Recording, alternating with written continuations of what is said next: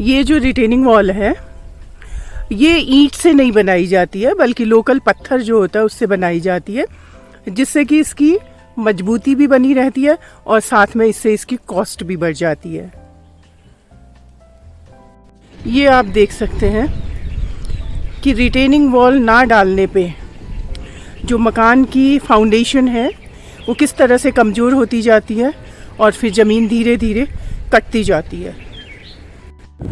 एक और site visit करवाती हूँ। ये आपकी मेन रोड है। मेन रोड से लगा हुआ प्लॉट है और प्लॉट में जाने के लिए इस तरह से जेसीबी लगा के आपकी प्रॉपर्टी और सड़क के बीच किसी दूसरे की प्रॉपर्टी नहीं होनी चाहिए।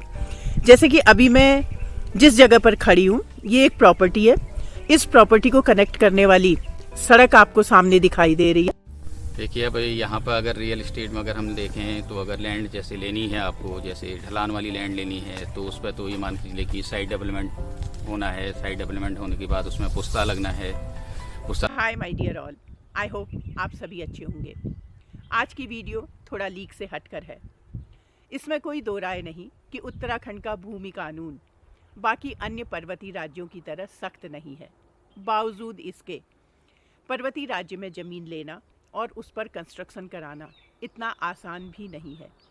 पहाड़ की अपनी पेचीदगियां हैं जिनको जानना एक बाहरी व्यक्ति के लिए यानी कि नॉन उत्तराखंडी के लिए बहुत ज़रूरी है। कोशिश करूंगी कि हर संभव जानकारी आपको मिल सके।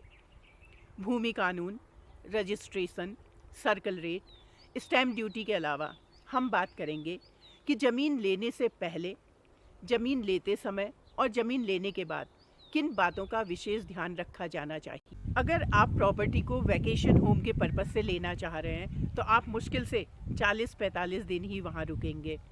हाँ, आप एयरबीएनबी और विस्टा रूम्स वगैरह के थ्रू प्रॉपर्टी को शॉर्ट टर्म रेंटल पर दे सकते हैं। साथ ही प्रॉपर्टी के मेंटेनेंस के लिए आपको केयर टेकर की ज़रूरत पड़ती ही है। इस तरह से आपको प्रॉपर्टी महंगी पड़ जाती है। और हाँ, अगर आप परमानेंटली यहाँ सेटल होना चाहते हैं तो पहले कुछ महीने आप यहाँ रेंट पर रहकर देख लें, क्योंकि यहाँ आपको शहर वाला कंफर्ट नहीं मिलने वाला। लोकल मार्केट के नाम पर किराना परचून की दुकानें मिल जाएंगी। सब्जी वाले के पास केवल 2 या 3 तरह के फ्रूट्स मिल पाएंगे। ड्राई क्लीनर जैसी फैसिलिटी आपको यहाँ नहीं मिलेगी, और अगर मिल भी गई तो आपको रफू वाला नहीं मिलेगा। मेडिकल स्टोर 4 कदम पर नहीं मिलने वाले, और मेडिकल फैसिलिटी तो नहीं के नाम पर है। हाँ, ये अलग बात है कि यहाँ आकर बीमारियाँ वैसे ही दूर हो जाती हैं। ज़मीन के डिटेल्स गवर्नमेंट पोर्टल से निकालकर पटवारी को दिखाएं, जिससे आपको पिछले विवाद का पता चल जाएगा। जैसे कि ज़मीन एक ही व्यक्ति के नाम पर है या भाइयों के नाम पर है। जो ज़मीन दिखाई जा रही है वही ज़मीन खतौनी में भी होनी चाहिए। पटवारी आपकी ज़मीन को भू मैप के हिसाब से नाप भी देंगे। इसमें कुछ खर्चा ज़रूर करना पड़ेगा, लेकिन आप विवाद से बच जाएंगे। और अगर आप रीसेल वाली प्रॉपर्टी ले रहे हैं तो उसमें विवाद होने की संभावना काफ़ी कम हो जाती है। रजिस्ट्री के लिए अगर आप किसी फीमेल मेंबर के नाम पर रजिस्ट्री करवाना चाहते हैं तो उसमें स्टैम्प ड्यूटी 3.7% होती है, जबकि मेल मेंबर के नाम पर रजिस्ट्री कराने पर स्टैम्प ड्यूटी 5%। और अगर आप जॉइंट रजिस्ट्री यानी कि male and female husband wife के नाम पे करवाएंगे तो उसके लिए स्टैम्प ड्यूटी 4.37% है। ध्यान रखिए कि रजिस्ट्री के तुरंत बाद बाउंड्री करवा लें। एक और बात ध्यान रखने की है कि पहाड़ में पानी की समस्या रहती है।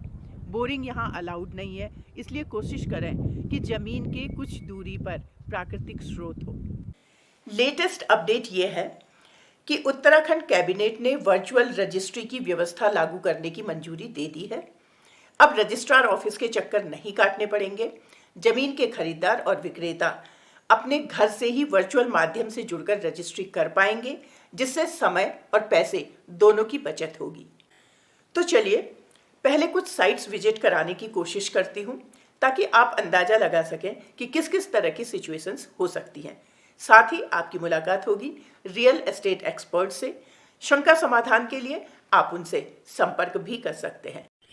ये जो आपको वॉल टाइप स्ट्रक्चर दिख रहा है, इसको लोकल भाषा में पुस्ता कहते हैं, और वैसे ये रिटेनिंग वॉल है। आप देख रहे हैं कि एक ये प्लॉट है और ये जो रिटेनिंग वॉल है इसके ऊपर दूसरा प्लॉट है। तो पहाड़ों में ज़मीन जो होती है वो खेत जो होते हैं बेसिकली वो ढलान पे होते हैं। एक खेत सीढ़ी नुमा खेत होते हैं, एक खेत फिर ऊपर से दूसरा, उसके ऊपर तीसरा खेत। तो उस ज़मीन को अगर आपको उस पर कंस्ट्रक्शन करना है तो उसको मजबूती देने के लिए रिटेनिंग वॉल बनाई जाती है। ये जो रिटेनिंग वॉल है ये ईंट से नहीं बनाई जाती है बल्कि लोकल पत्थर जो होता है उससे बनाई जाती है, जिससे कि इसकी मजबूती भी बनी रहती है और साथ में इससे इसकी कॉस्ट भी बढ़ जाती है।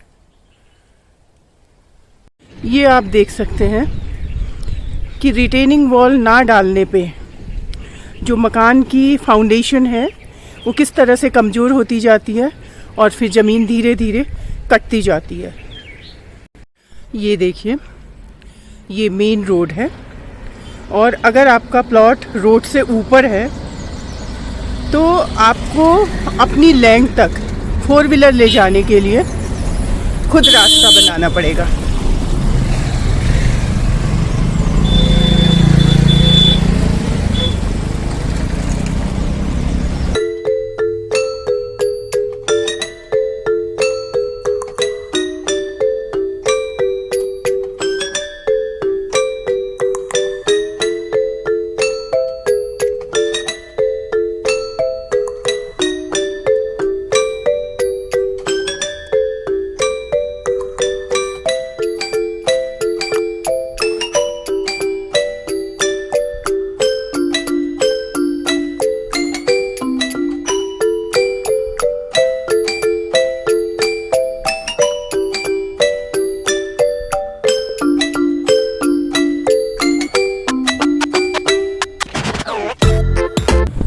और साइट विजिट करवाती हूँ। ये आपकी मेन रोड है, मेन रोड से लगा हुआ प्लॉट है और प्लॉट में जाने के लिए इस तरह से जेसीबी लगा के रास्ता बनाया जा रहा है और इसके साथ ही लैंड की लेबलिंग करना भी यहाँ पर बहुत ज़रूरी होता है, क्योंकि आपको फ्लैट लैंड मिलना थोड़ा मुश्किल रहता है। आपकी प्रॉपर्टी और सड़क के बीच किसी दूसरे की प्रॉपर्टी नहीं होनी चाहिए।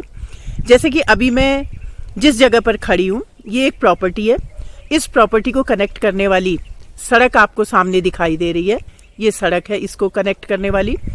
अगर मैं इस प्रॉपर्टी से लगी हुई दूसरी प्रॉपर्टी को देखती हूँ तो इस प्रॉपर्टी के लिए कोई रास्ता नहीं है। इसलिए ये सब बातें आपको प्रॉपर्टी खरीदने से पहले ध्यान में रखनी बहुत ज़रूरी है। अब बात करते हैं कि एक इन्वेस्टर को लैंड की कॉस्ट और कंस्ट्रक्शन की कॉस्ट के अलावा आने वाली कॉस्टिंग की जानकारी होना कितना आवश्यक है। हाल ही में कैबिनेट मीटिंग में सर्कल रेट का प्रस्ताव पास हुआ है, जिसमें 86% क्षेत्रों में सर्कल रेट 50% से कम बढ़ाया गया है, जबकि 9% क्षेत्रों में सर्कल रेट में 50 से 100% की बढ़ोतरी हुई है और वहीं 5% क्षेत्रों में सर्कल रेट में 100 to 300% की बढ़ोतरी की गई है। मैदानी जिलों जैसे कि देहरादून, हरिद्वार, ऊधम सिंह नगर और नैनीताल में सर्कल रेट में सबसे ज़्यादा बढ़ोतरी हुई है। आप रजिस्ट्रेशन, स्टैम्प ड्यूटी कैलकुलेशन और सर्कल रेट की जानकारी उत्तराखंड की वेबसाइट registration.uk.gov.in से भी ले सकते हैं। आप हैं नवीन पठालिया जी, और जिनका रियल एस्टेट में पिछले 2 दशकों से ज़्यादा का एक्सपीरियंस है। तो नवीन दा जरा बताइए कि इस समय जो टूरिस्ट आता है यहाँ पर भीमताल में जो आता है वो क्या सोच लेके आता है प्रॉपर्टी को लेकर? यहाँ पे तो कॉटेज के लिए, फ्लैट के लिए, लैंड के लिए सभी है, पर डिपेंड ये करता है कि आदमी की चॉइस है। हर एक की अपनी अपनी चॉइसें होती हैं कि कौन क्या चाह रहा है, किसको क्या पसंद आ जाए। आदमी की ये होता है कि कोई चाहता है मुझे लेक व्यू मिले, कोई वैली भी मांगता है, और प्रॉपर्टी के रेट भी डाउन नहीं, बढ़ते ही जा रहे हैं। भीमताल की हम बात कर रहे हैं। भीमताल में रेट बढ़ते ही जा रहे हैं, कम नहीं है। पहले आज से लगभग 5 साल पहले जो रेट थे आज उसके 2 गुना 3 गुना लगभग बढ़ चुके हैं। कि उनको तो यह है कि आउटसाइडर को लगभग जैसे हिल एरिया में, जैसे पहाड़ी एरिया पे लेता है, वहाँ पर तो सवा नाली से ज़्यादा ले नहीं सकता है। वो उसको मालूम होना चाहिए कि सवा नाली ले रहे हैं, हम मालूम कर लें। और टाउन के अंदर लेता है तो वो उस पर तो पूरी छूट है, 1 नाली से लेकर 50-100 नाली तक ले सकता है, कोई प्रॉब्लम नहीं है। देखिए अब यहाँ पर अगर रियल इस्टेट में अगर हम देखें तो अगर लैंड जैसे लेनी है आपको, जैसे ढलान वाली लैंड लेनी है, तो उस पर तो ये मान के चलिए कि साइड डेवलपमेंट होना है। साइड डेवलपमेंट होने के बाद उसमें पुस्ता लगना है, पुस्ता लगने के बाद उसकी एक्स्ट्रा खर्च हो जाता है। तो उस पर जो है ये मान के चलिए कि 10 लाख रुपये नाली ज़मीन आपको 15 लाख रुपये नाली पड़ जाएगी। और फ्लैट लैंड लेंगे तो उसके रेट बढ़ेंगे, लगभग रेट सेम, दोनों के सेम एक ही आ जाते हैं। फ्लैट लैंड अगर लेते हैं आप और ढलान वाली लेते हैं तो साइड डेवलपमेंट करके और फ्लैट दोनों को अगर मिलान करें तो लगभग रेट सेम, दोनों के सेम आ जाते हैं। उसमें कोई ऐसा नहीं है कि इसके कम होंगे उसके ज़्यादा होंगे, दोनों के ही सेम रेट आएंगे। नवींदर, जब बाहर से कोई आउटसाइडर यहाँ आके प्रॉपर्टी वगैरह लेता है, उसके साथ कोई फ्रॉड ना हो, धोखाधड़ी ना हो, आप उसको क्या सजेस्ट करेंगे, क्या सुझाव देंगे? मैडम देखिए, फ्रॉड ना हो उसके लिए तो ये है कि यहाँ पे रेवेन्यू है, रेवेन्यू में जाके थोड़ा बहुत आदमी को मालूम करनी चाहिए कि भाई कैसी लैंड है, क्या है। कि बगैर रेवेन्यू में जाए तो आदमी अगर सीधे किसी के पास चले जाए और जाके लैंड खरीद ले और वो फ्रॉड हो जाए तो उसके लिए तो उसी की रिस्पॉन्सिबिलिटी है कि वो क्या चाह रहा है क्या नहीं। तो उसके लिए तो हम कुछ नहीं बोल सकते हैं, क्योंकि आदमी को आना चाहिए, अपनी इंक्वायरी खुद करनी चाहिए कि ये ज़मीन कैसी है क्या है, इसीलिए रेवेन्यू बना हुआ है यहाँ पे। तो यहाँ पे क्या एक्स्ट्रा खर्चे होते हैं पहाड़ में ज़मीन लेने के बाद? ज़मीन लेने के बाद एक्स्ट्रा खर्चे कुछ नहीं है। ज़मीन लेने के बाद रजिस्ट्री का खर्चा है, रजिस्ट्री पे जो स्टैम्प ड्यूटी लगती है, बस नॉर्मल खर्चे वही हैं। बाकी म्यूटेशन का खर्चा कुछ नहीं है। नवींदा, अगर यहाँ लैंड अवेलेबिलिटी की बात करें, भीमताल और अपना मुक्तेश्वर, रामगढ़ वगैरह वगैरह, तो कितना है इस समय यहाँ पे लैंड? सैचुरेशन लगता है यहाँ पे काफ़ी हो चुका है। यहाँ पे तो लगभग 90% लैंड बिक चुकी है। अब जो भी लैंड बची है वो रीसेल पे ही है। तो रीसेल पे ये मान के चलिए कि उसके रेट तो सीधे सीधे डबल हो जाने हैं, क्योंकि आदमी रजिस्ट्री करता है, 5 साल 10 साल अपने पास रखे हुए हैं, तो विथ इंटरेस्ट बेचता ही है आदमी प्रॉफिट लेके। तो मान लीजिए अगर 10 लाख रुपए दी है तो 10 से 15 हो जाएगी, 15 से 20 हो जाएगी।